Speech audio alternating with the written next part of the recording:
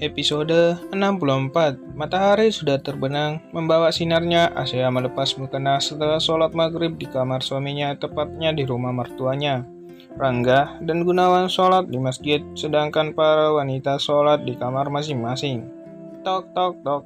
Aku Rania kak, ucap Rania dari luar. Masuk saja sayang, sahut Asya yang baru meletakkan mukenanya.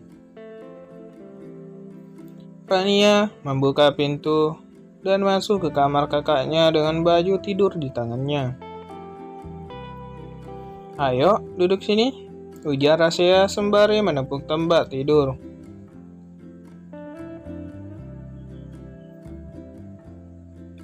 Rania langsung duduk di atas tempat tidur di samping kakak iparnya. Oh iya kak, ini aku bawakan baju tidur untuk kakak. Pasti Kak Asia tidak bawa baju ganti kan? Kak Asia tidak usah khawatir, ini pakaian baru kok, belum Rania pakai, ujar Rania sembari memberikan baju tidurnya. Asia tersenyum mengambil baju tidur dari tangan adik iparnya. Terima kasih ya, Rania. Maaf, aku sudah merepotkanmu, ujar Asia. Ya ampun kak, jangan bicara seperti itu. Justru aku sangat malu karena baju Rania tidak semewah baju-baju Kak Asia. Asia tertawa kecil mendengar ucapan adik iparnya, menggenggam kedua tangan adiknya. Justru kakak sangat berterima kasih karena Rania ingin meminjamkan bajunya. Rania tersenyum mendengar ucapan kakak iparnya. Ternyata yang aku lihat di TV dan konten kakak selama ini benar adanya ya kak. Kak Asia memang baik, tidak pernah memandang status sosial seseorang. Ya ampun sayang, jangan berbicara seperti itu. Kamu itu bukan orang lain. Kamu itu adik suamiku, berarti adikku juga kan? Ucap Asya sembari mendekatkan duduknya lebih dekat dengan Rania. Kemarilah, sambungnya dengan merentangkan tangannya. Rania segera berhambur ke pelukan kakak iparnya. Kak Asya baik sekali, ucapnya dalam pelukan kakak iparnya. Kamu juga sangat baik, balasnya yang sudah melepaskan pelukannya.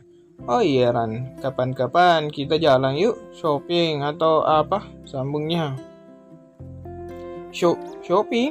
Tanya Rania gelagapan.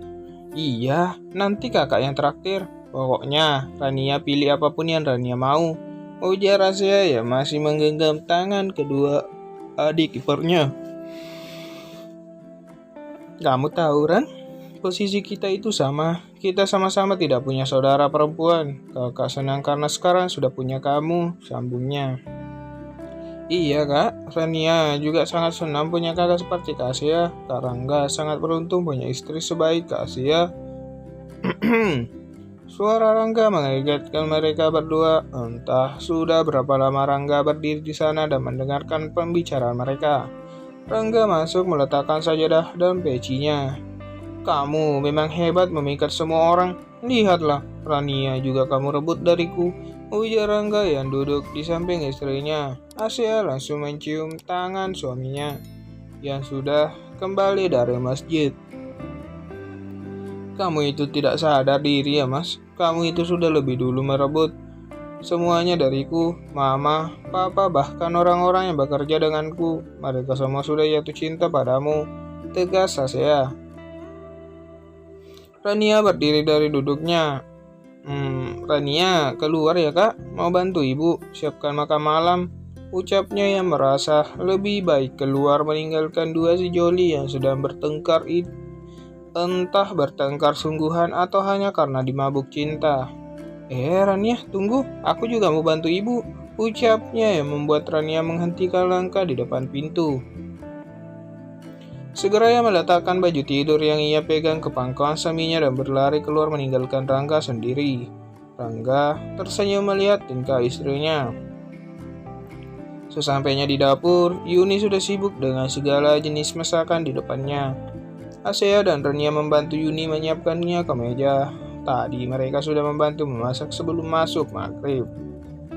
Kapan-kapan Asea mau belajar masak sama ibu lagi, ucapnya seraya membantu mertuanya menata makanan di atas meja. Mau belajar bagaimana lagi, nak? Kamu sudah hebat, puji Yuni kepada menantunya.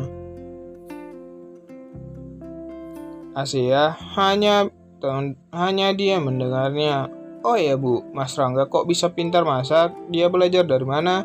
Tanya Asea penasaran.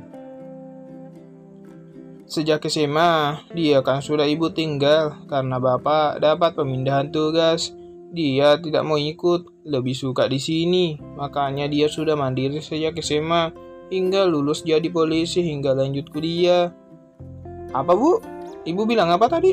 Tiba-tiba Asea memotong ucapan mertuanya. Yuni heran, ucapan mana yang membuat menantunya bertanya.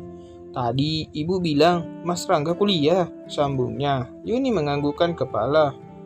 Iya kak Rangga itu cerdas, dia menyelesaikan studinya tepat waktu, bahkan menjadi mahasiswa terbaik dalam tingkatannya, sahut Rania. Tapi di undangan kami, Mas Rangga tidak mencantumkan pendidikannya, lanjut Asea. Kami tidak perlu menjawabnya, kamu pasti sudah tahu kan suami kamu itu seperti apa, ujar Yuni. Ibu benar, Mas Rangga orangnya sangat sederhana, sambung Asea.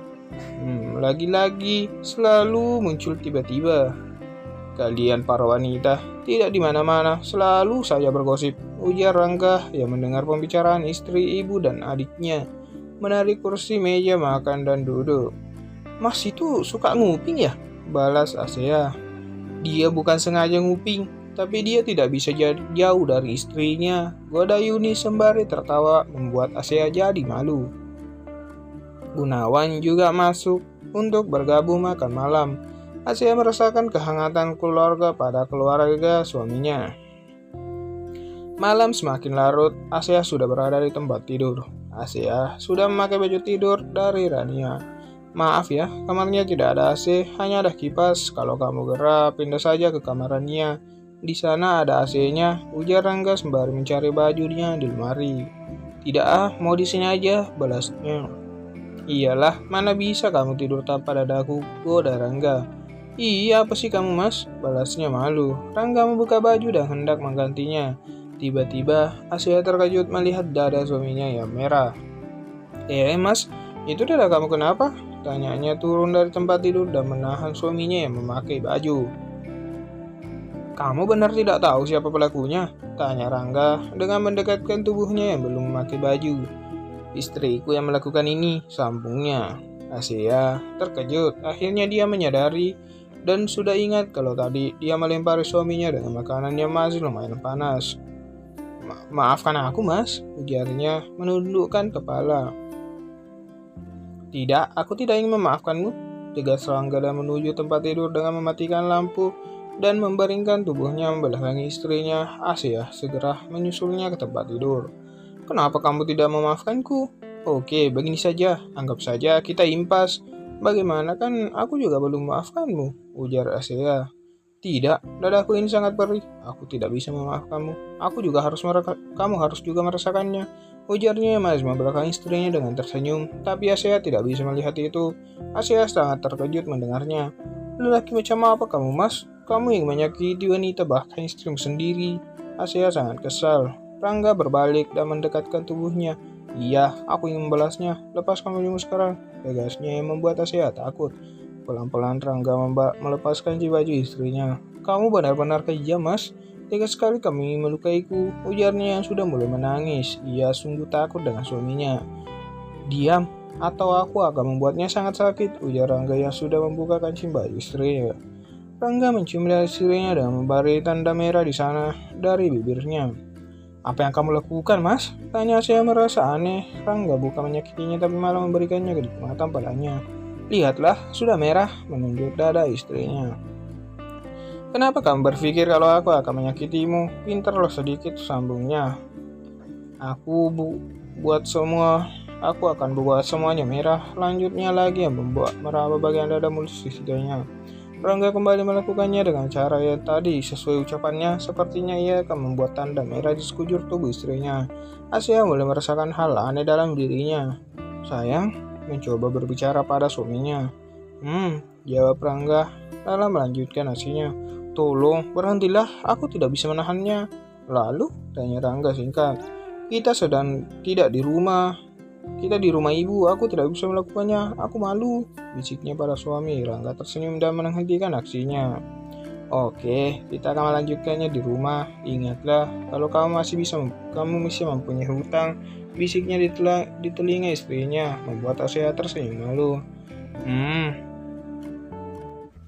Jangan lupa like, subscribe, tekan loncengnya, dan terima kasih sudah menonton.